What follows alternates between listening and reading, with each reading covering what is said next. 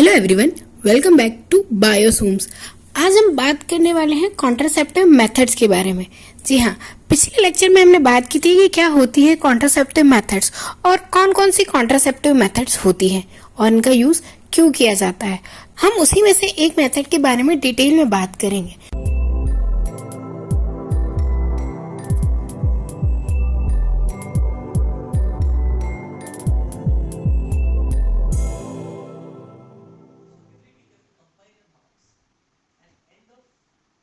हमने बात की थी कि कॉन्ट्रासेप्टिव मेथड जो होती है वो दो तरीके की होती है। एक होती है टेम्पररी कॉन्ट्रासेप्टिव मेथड्स और दूसरी होती है permanent contraceptive methods.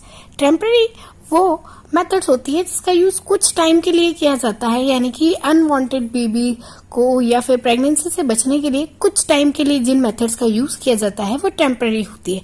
But long time के लिए या लाइफ टाइम के लिए जिस मेथड का यूज किया जाता है वो कहलाती है परमानेंट मेथड, और इसी परमानेंट मेथड को हम सर्जिकल मेथड भी कहते हैं।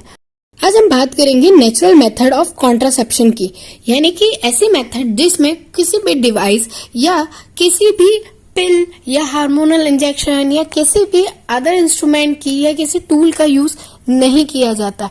यह नेचुरल प्रोसेस से भी होता है, यानी कि ये प्रेगनेंसी को स्टॉप करने के लिए ही की जाती है।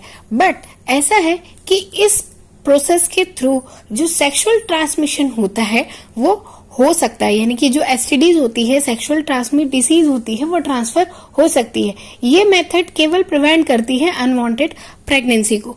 तो इसके कई सारे रूल्स होते हैं या इनके कई सारी मेथड्स होती है जिसके थ्रू अनवांटेड प्रेगनेंसी अवॉइड की जा सकती।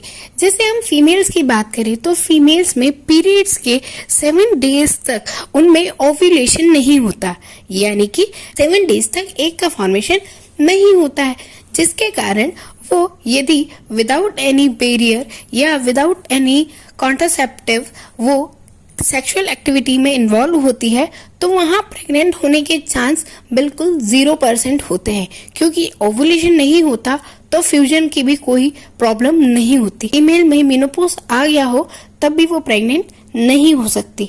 साथ ही यदि हम मेल की बात की जाए तो मेल में इजैकुलेशन फीमेल बॉडी में ना होकर बाहर विड्रॉल कर दिया जाए तब भी प्रेगनेंसी के जो चांस है वो कम हो जाते हैं, क्योंकि विड्रॉल के कारण स्पर्म्स की एंट्री फीमेल बॉडी में नहीं हो पाती, जिसके कारण जो फ्यूजन की प्रोसेस होती है वो नहीं हो पाती और इतना इफेक्टिव नहीं होता है ये, जिसके कारण प्रेगनेंसी नहीं होती।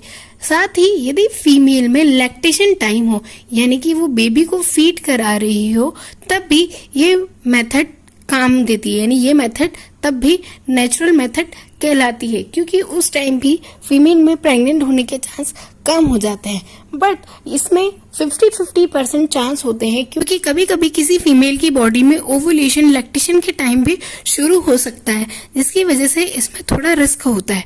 बट यदि सेफ पीरियडिक टेबल्स के अकॉर्डिंग, यानी कि जब पीरियड्स के प्रॉपर डे काउंट हो, तब विदाउट एनी प्रोटेक्शन यदि फीमेल सेक्सुअल एक्टिविटी में भाग लेती है तब प्रेगनेंसी के चांस कम होते हैं। मेल अपने पेनिस को विड्रॉल कर ले इजैकुलेशन से पहले फीमेल बॉडी से, तब भी प्रेगनेंसी के चांस कम हो जाते हैं।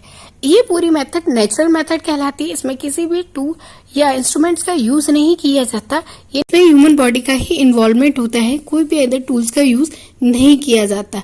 तो इस मेथड को इसीलिए नेचुरल मेथड भी कहा जाता है। इसे रिदम मेथड भी कहा जाता है या इसे कैलेंडर मेथड भी कह सकते हैं। आई होप ये लेक्चर आपको समझ आया होगा, इंटरेस्टिंग लगा होगा और ये इन्फॉर्मेशन आपके लिए बहुत अच्छी रही होगी। तो प्लीज वीडियो को लाइक कीजिए, शेयर कीजिए, सब्सक्राइब कीजिए और ऐसे ही क्विक वीडियोस के लिए बने रहिए बायोसूम्स के साथ।